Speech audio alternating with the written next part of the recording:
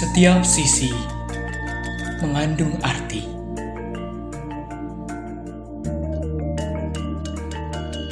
Juga ketentraman di lubuk hati.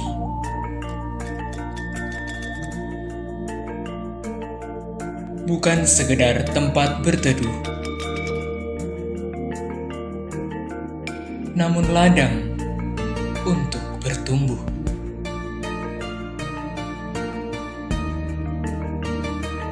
Dengan keyakinan hati dan iman, menumbuhkan suatu pengharapan.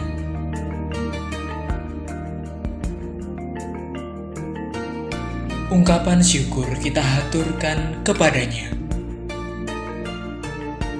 sebagai pencipta alam semesta.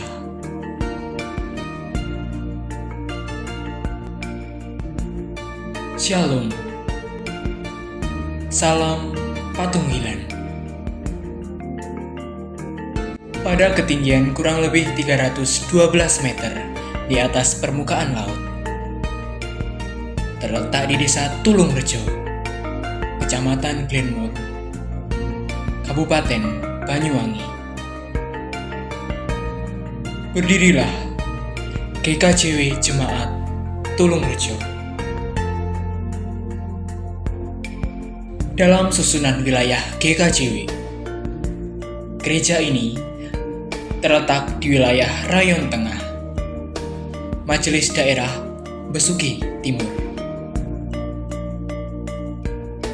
Gereja ini dibangun pada bentang alam yang memberikan kehidupan.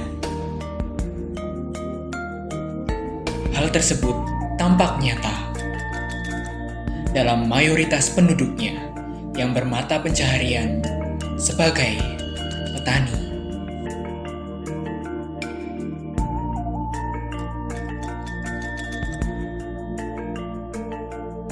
Berdirinya GKJW Jemaat Tulungrejo tak luput dari segala tantangan kehidupan yang mengiringi perjalanan dari masa ke masa. Tentu, terdapat nilai-nilai sejarah di masa lalu dalam proses pembangunan gereja ini. Gunung Raung menjadi saksi perjalanan Mbah Sariman dan teman-temannya dalam meneruskan perjuangan untuk mencari lahan hutan baru sebagai lahan babatan.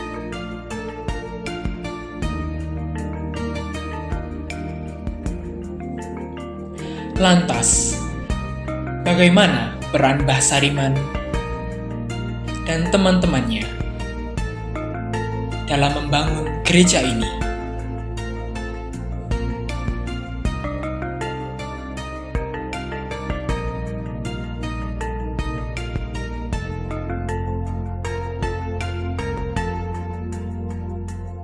Yang pertama, ada beberapa keluarga atau beberapa orang yang asalnya itu dari daerah Bongsorejo. Bongsorejo itu adalah sebuah pedukuhan atau desa yang kecil yang berada di daerah Jombang, tepatnya masih berada di wilayah Jawa Timur.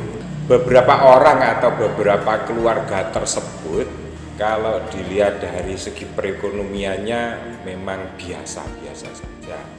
Namun sebagai wujud dari iman mereka, di mana para orang-orang tersebut mempunyai keyakinan, dalam Alkitab pernah tertulis bahwa kalau kita itu pengikut Yesus supaya mengabarkan Injil ke penjuru dunia.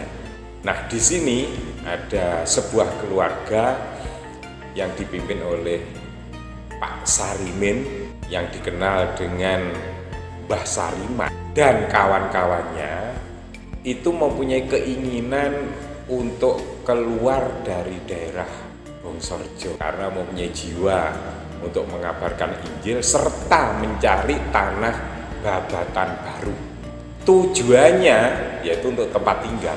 Ya. Nah, orang-orang tersebut antara lain yaitu Mbah Sariman dan istrinya, ditambah lagi saudara dan teman-temannya atau tetangganya, diantaranya adalah Bapak Manteus yang disebut atau dikenal dengan Ibu Erni, istrinya namanya Bu Temu, ditambah lagi dengan Bapak Benjamin. Dikenal juga Bapak Benjamin ini adalah Bapak Wiyadi dengan istrinya Ibu Sartinah. Juga ada Pak Herman. Pak Herman ini dikenal juga dengan sebutan Bapak Ning Herman. Terus Bapak Sirjo dan istrinya Bu Kasih, Bapak Lewi dikenal juga dengan Bapak Sih Mirah, ditambah lagi dengan Bapak Elizabeth dan bapak-bapak dan ibu-ibu yang lain. Para orang-orang tadi yang berasal dari Bongsorejo mencari tanah babatan baru ke arah timur. Awal perjalanan Mbah Sariman yang dituju semula mereka singgah di daerah Tunjung Putih, yaitu daerah Yosowilangun, Kabupaten Lumajang, untuk menemui Bapak Brontoswiryo yang dikenal dengan nama Iprayim Setu Brontoswiryo. Beliau babat daerah Tunjung Putih sekitar 17 Juli tahun 1898. Di tempat tujuan yang pertama di daerah Tunjung Putih itu, Pak Sariman dan kawan-kawan itu diterima dengan baik oleh Bapak Brontoswiryo. Mereka bersama-sama babat lahan baru, diberi tanah daerah Rowo, daerah rawa-rawa.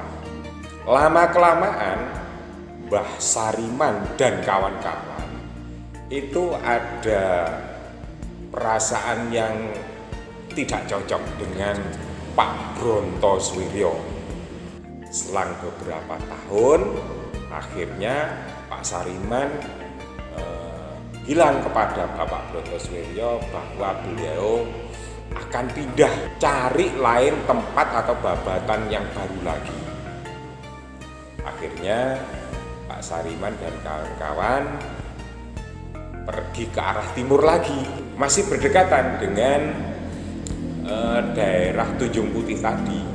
Di daerah Cakru itu tidak berselang lama karena Mbah Sariman dan kawan-kawan itu membuka lahan baru di daerah Cakru itu terserang wabah penyakit malaria, juga ada wabah kolera. Setelah kena wabah penyakit malaria, Mbah Sariman dan kawan-kawan itu keluar dari daerah Cakru, masih menuju ke arah timur. Rombongannya tibalah di daerah Kaliwadung. Saat itu Kaliwadung dipimpin oleh seorang lurah yang sangat berwibawa, yaitu namanya Bapak Lurah Menot. Tepat tanggal 10 Mei tahun 1911, setelah diterima oleh Bapak Lurah Menot, diberi tanah lahan babatan baru, yaitu di daerah Bongkoran. Kenapa disebut Bongkoran? Ya tanah itu bongkor.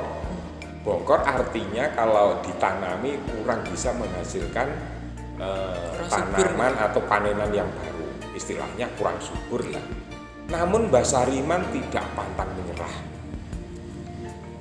Mereka, Mbah Sariman dan kawan-kawannya, tetap berdoa memohon petunjuk dari Tuhan untuk membuka lahan baru tersebut. Akhirnya lama-kelamaan tanah yang dibuka oleh Mbah Sariman itu bisa menghasilkan tumbuhan yang bagus, tumbuhan yang baik. Nah, daerah Bongkoran dulunya itu memang dikenal Jalmo Moro Jawa. jalmo mati.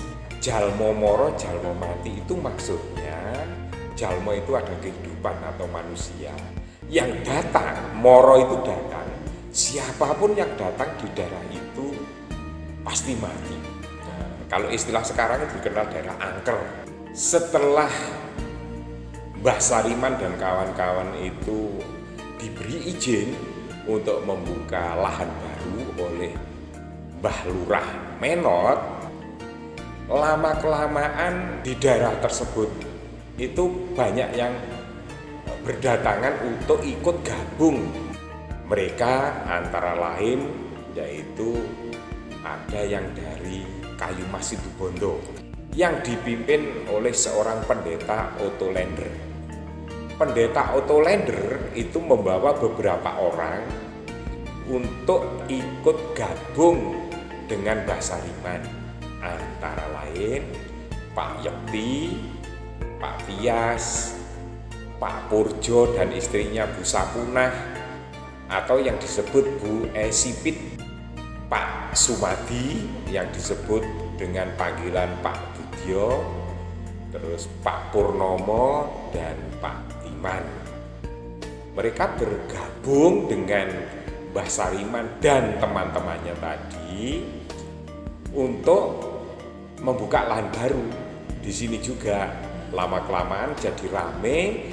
Nah, karena sudah banyak orang membuat perkumpulan ibadah-ibadah. Jadi dalam ibadah-ibadah kecil itu, waktu itu masih dipimpin oleh Ottolaender kalau datang setiap saat, dibantu oleh pelayan-pelayan Pak Purjo dan dibantu lagi oleh Pak Purnomo juga Pak Timan. Setelah perkumpulan-perkumpulan ibadah itu terbentuk dan sudah dilayani oleh Pak Purjan, Pak Purnomo, dan Pak Timan, akhirnya ada suatu keistimewaan di Jemaat Tulungrejo itu. Sebelum dijemaatkan, didengar oleh Java Komite tadi, pada tahun 1912 itu langsung tanpa melalui pepantan, Tulungrejo itu, perkumpulan yang ada di Tulungrejo itu langsung dijemaatkan. Jadi kita harus tahu dulu kenapa gereja ini kok ditandai hari lahirnya GKJW itu 10 Mei tahun 1912. Awal mulanya kita lihat bahwa mulai babat itu tanggal 10 Mei tahun 1911. Mulai jadi jemaat tahun 1912. Maka jemaat kita melalui data-data dokumen yang ada ditetapkan bahwa hari jadi GKJW Jemaat Tulungrejo yaitu tanggal 10 Mei tahun 1912.